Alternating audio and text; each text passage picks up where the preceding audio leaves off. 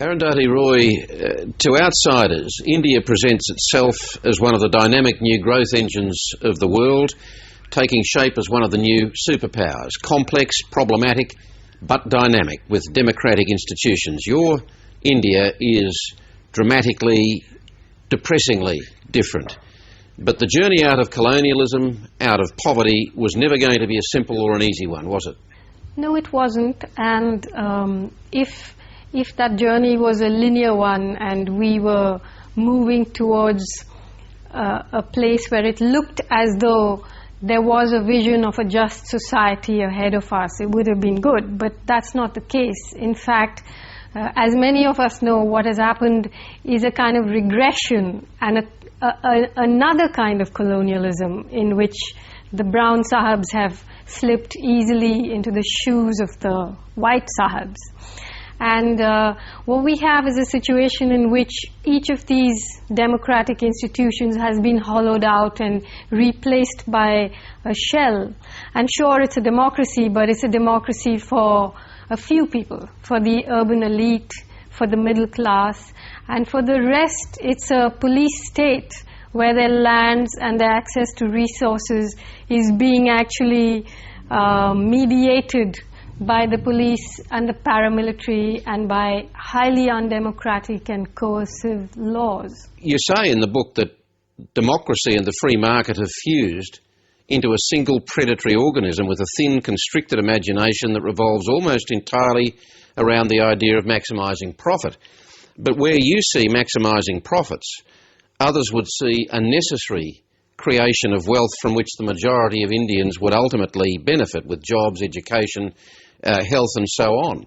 I mean, what is the alternative to this creation of wealth as the bedrock for India's future?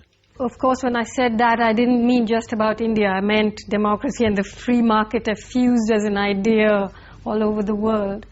And I completely contest this idea of the creation of wealth, because you could equally look at it as an absolute destruction of wealth, depending on how you define wealth.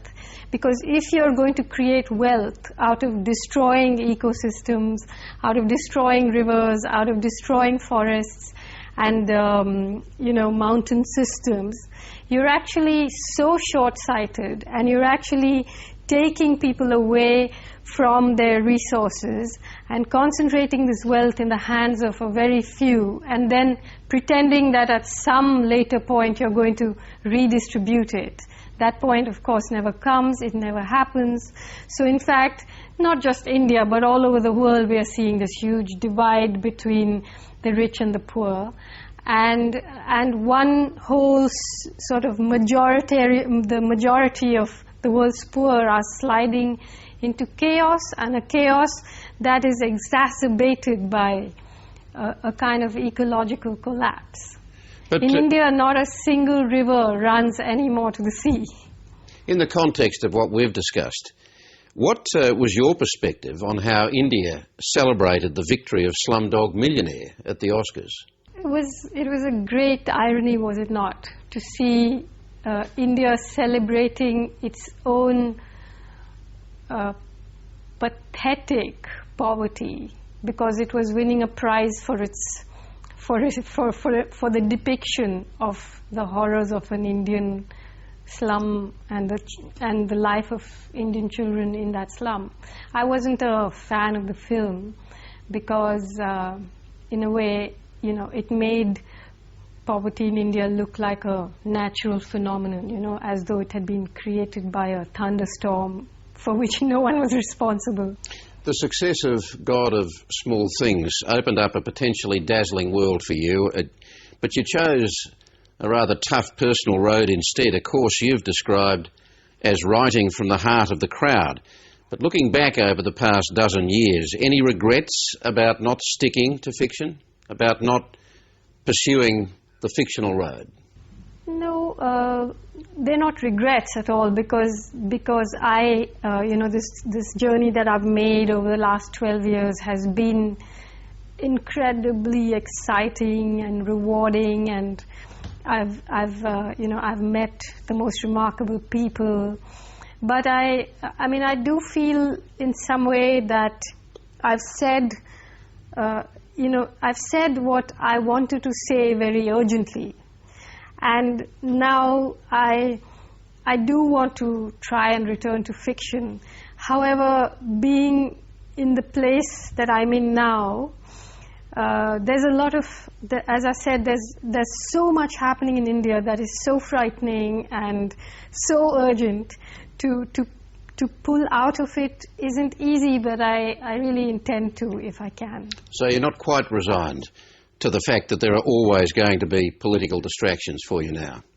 No, I know that there are, but I want to try and I want to try and look at those things in different ways and write about them in different ways, because I don't think that anyone ought to keep doing the same thing over and over again. I'm very happy that I didn't spend the last 10 years writing 3 more books of fiction. I tend to want to try and approach things differently and try and even challenge myself differently. So for me, when I wrote about the dams on the Narmada, it was a huge challenge as a fiction writer to try and write about irrigation efficiency and the salt-affected lands with the skill of a fiction writer.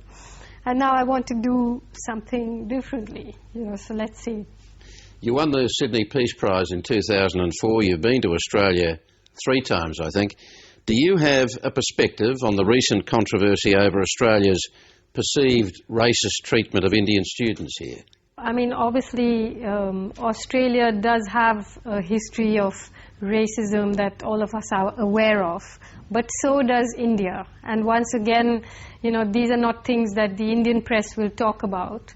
So the racist attacks on Indian students were horrifying and are horrifying. And as horrifying as as upper caste and middle caste attacks, brutal attacks on Dalits in India. And I think, once again, we oughtn't to be looking at these things, from a national perspective of this country is bad and that country is good, because we are doing those things here as well, and would do well to look within ourselves, even as we condemn what happened there. Arundhati Roy, thanks very much for talking with us today. You're welcome. You're welcome.